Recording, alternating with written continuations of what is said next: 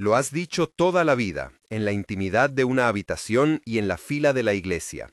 Y sin embargo, algo siempre se queda en silencio al final. Padre nuestro, las palabras se deslizan conocidas, seguras, santas. Pero, ¿y si te digo que el final que recitas es una versión acortada? ¿Que la oración que te fue entregada como completa en realidad perdió una línea esencial en su tránsito de la boca a los libros? Esa ausencia no es una casualidad del tiempo, fue un recorte con intención. Hoy te propongo que no solo escuches una hipótesis textual, quédate hasta el final y vas a sentir la restitución en tu propio cuerpo. Cierra los ojos un momento, respira lento, nota la diferencia entre decir amén y sentir que algo vuelve a tu pecho. En 1945, cuando manos en Nag Hammadi desenterraron códices, no solo emergieron palabras desconocidas, sino también pistas que contradicen cierres posteriores. Esa evidencia arqueológica no se limita a curiosidades de gabinete, señala un gesto devocional que fue transformado por la institucionalización. No te entregaré solo datos fríos.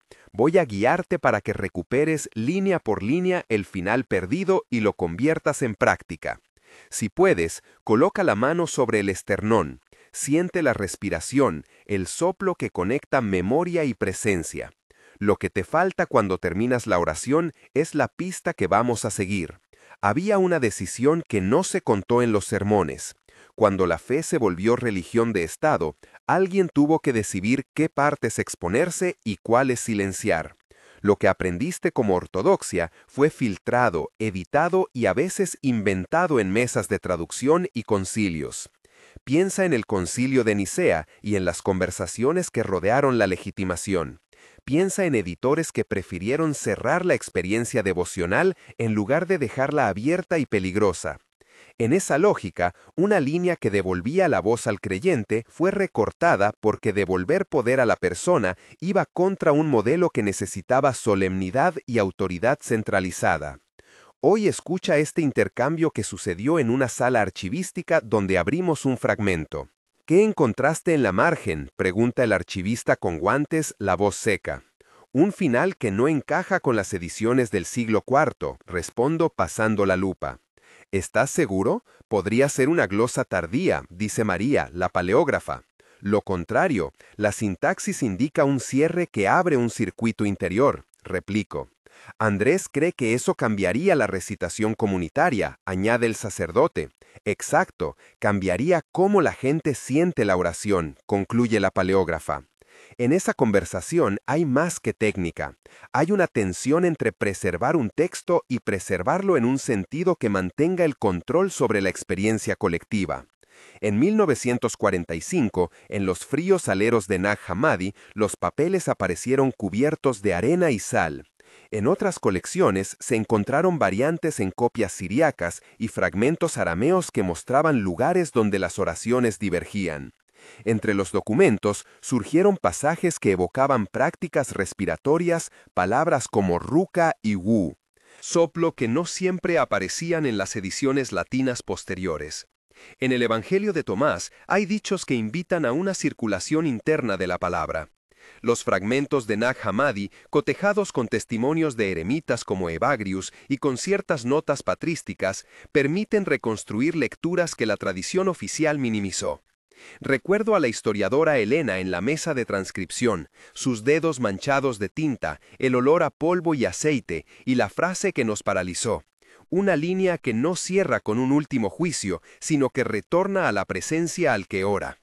La evidencia no es uniforme, pero es suficiente para plantear una reconstrucción plausible y para justificar una práctica restauradora. Si sientes un calambre ahora al pensar que te han privado de una vuelta, no estás solo. Muchos que estudian manuscritos y los que escuchan oraciones en la soledad han informado la misma sensación de vacío. ¿Has notado alguna vez ese hueco después del amén? Escribe solo sí o no en los comentarios y si quieres, añade la primera vez que lo sentiste. Tu respuesta importa porque ayuda a comprender que esto no es erudición aislada, es una memoria compartida. Si dices sí, estás confirmando que la línea perdida dejó una huella. Si dices no, quizá esta reconstrucción te abre un paisaje nuevo. Los comentarios aquí ayudan a construir futuros episodios en los que traeremos estudios de caso, lecturas comunitarias y prácticas guiadas. Tu palabra también nos orienta para organizar encuentros y sesiones donde practiquemos juntos la recitación restaurada. Ahora que sabemos que este vacío afecta a muchos, continuemos y reconstruyamos la línea que lo llena. Permíteme contarte quién soy y por qué me importa esto.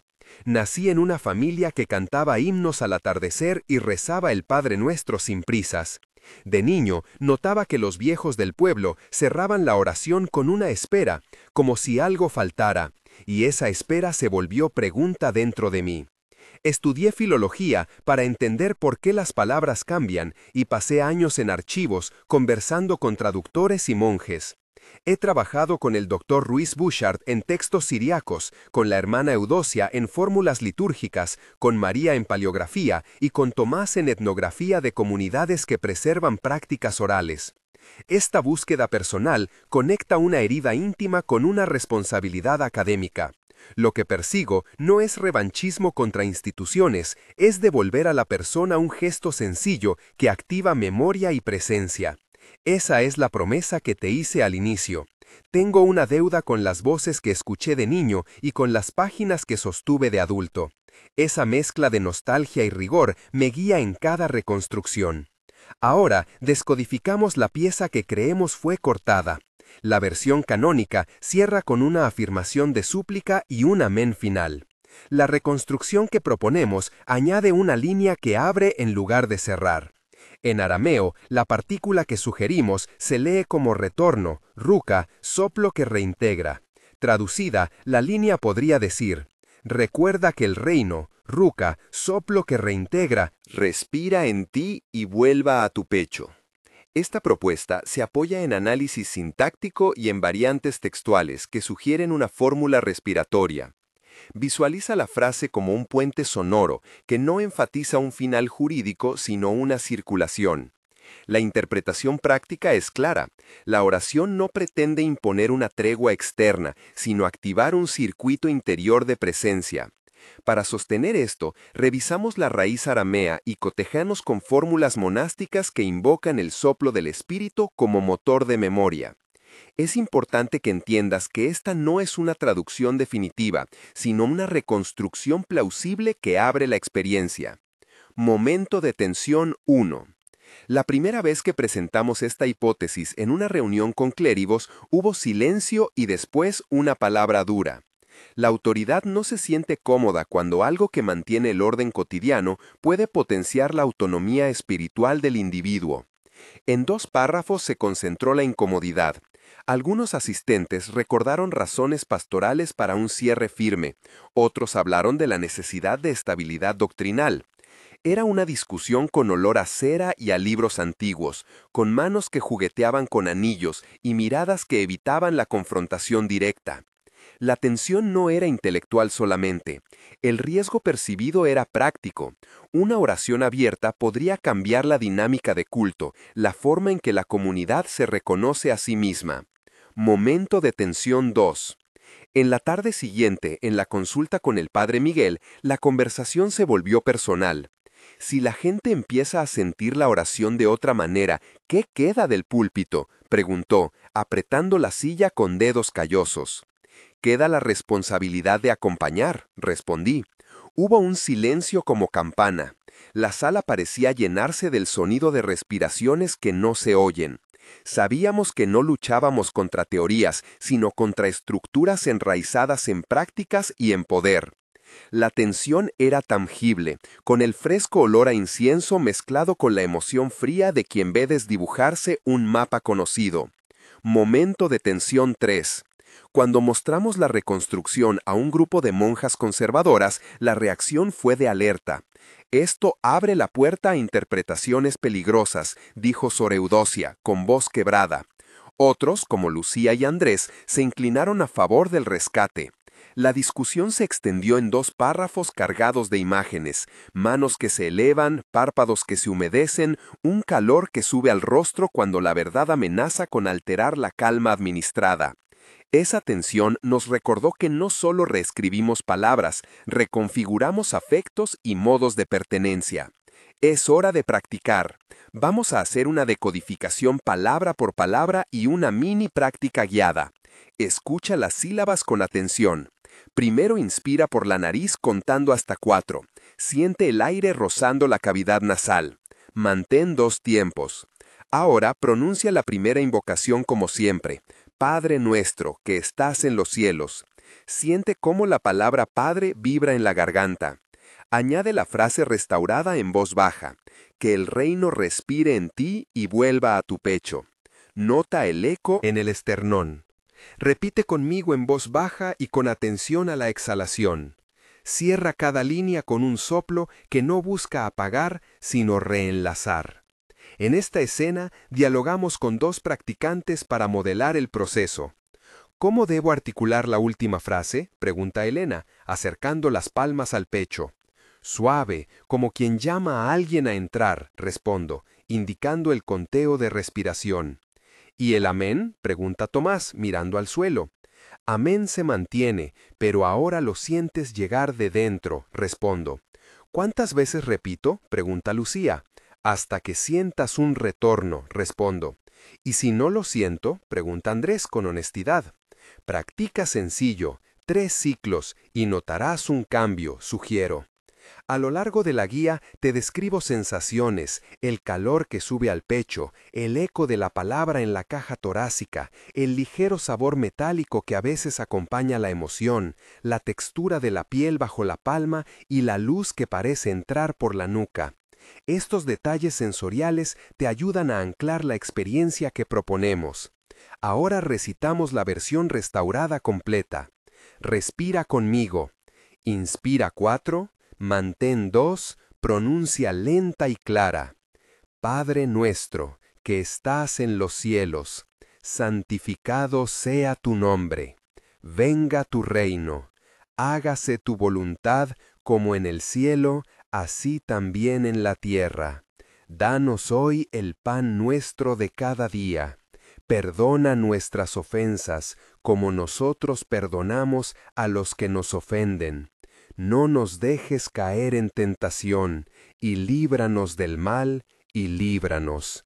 Y recuerda que el reino respira en ti y vuelve a tu pecho. Amén. Haz una pausa y siente la onda que recorre el torso. Repite una segunda vez y observa. La voz cambia, se vuelve más interna.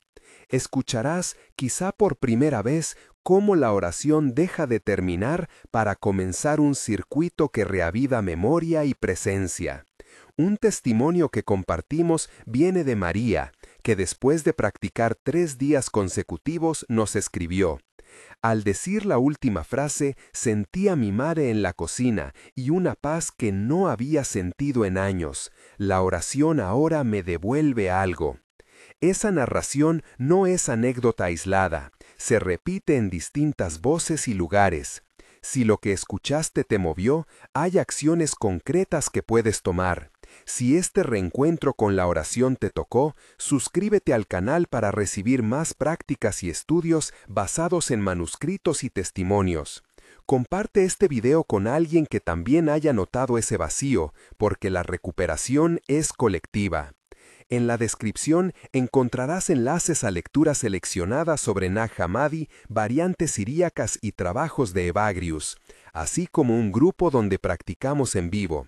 Si quieres profundizar, descarga la transcripción y las notas de traducción que acompañan esta reconstrucción. Y si te atreves, escribe en los comentarios la sola palabra sí o no sobre si alguna vez sentiste el hueco después del amén. Y si puedes, añade una frase sobre dónde lo sentiste por primera vez. Tu participación nos ayuda a construir un mapa de memoria compartida y orienta futuros estudios. Episodios enfocados en prácticas y debates comunitarios. Volvamos a cerrar este encuentro. Lo que aprendiste aquí no es una condena a la tradición, sino una invitación a recomponerla desde dentro.